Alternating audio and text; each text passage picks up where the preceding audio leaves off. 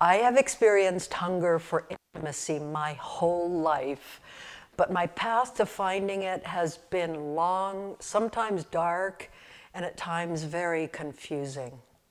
I could say I looked for intimacy in all the wrong places, but the truth is, that's not the case. Rather, the levels of intimacy I searched for over time were limited by my understanding of intimacy itself.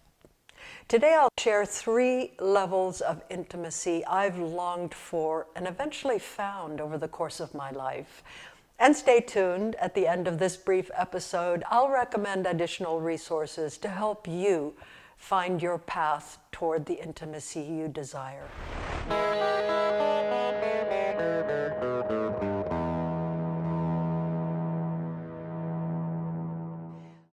Hi, this is Marlena from Becoming Who We Truly Are. If you're interested in better understanding and becoming your truest self, you've come to the right place. Please join me on this journey of discovery by clicking the like button. It makes a big difference. My desire for intimacy first showed up as my hunger for human touch. As I've written about in my memoir, Nothing Bad Between Us, my parents were Mennonite medical missionaries in Paraguay, South America. They were much too busy to spend time with lots of hugging or, for that matter, other kind of attention. During high school, I lived without supervision in the capital city of Asunción. I was lonely, and I tried to fill my need for physical attention with an older married man who said that I could trust him. He lied, and he sexually abused me. The result, I was diagnosed with gonorrhea.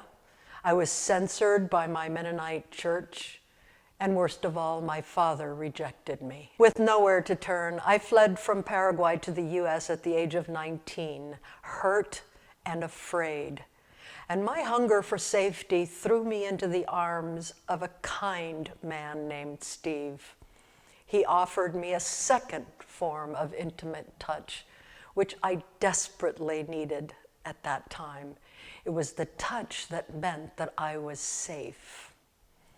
Researchers tell us that touch can, in fact, be a strong social signal for safety.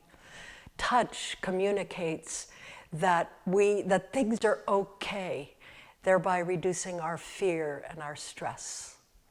Steve was good to me. He was handsome. He had a gorgeous baritone voice. We had 2 wonderful children together. We supported each other's education, and we ran out of things to talk about. After 10 years, the safety of that marriage began to feel like a cage. I still longed for intimacy, but the longing was for something deeper, something more elusive than sex and even safety. I eventually came to understand and recognize this 3rd level of intimacy as my hunger for soul connection. I'm fortunate that my current husband of 30 years, Ed, was also searching for a similar connection. We've learned to offer each other what the poet Roy Croft said so well.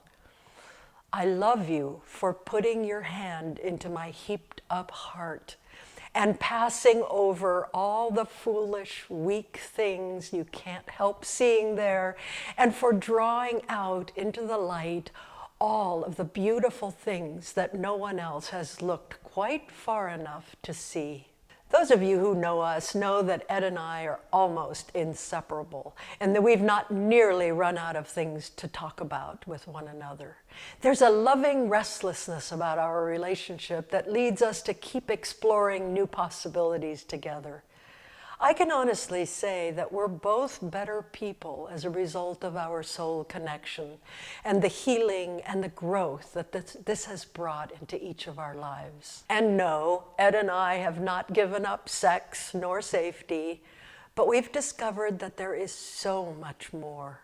We hug a lot, we hold hands, we snuggle for long hours, quietly holding each other. We call that snuggling a skin thing. It's that thing that our bodies do when it's difficult for us to sense that place where the skin of one body ends and the other one begins.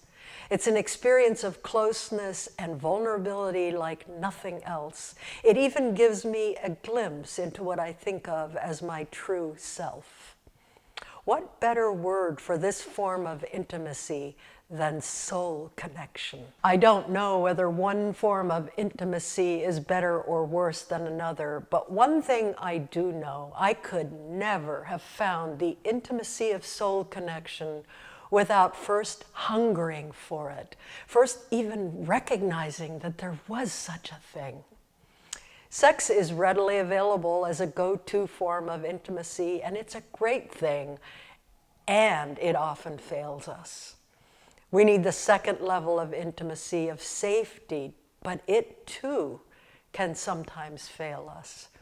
The desire for safety may keep us from authentically and vulnerably baring our soul with our beloved, which doesn't always feel safe, but the rewards are staggering. To learn more about the different ways of experiencing intimacy, check out the following resources.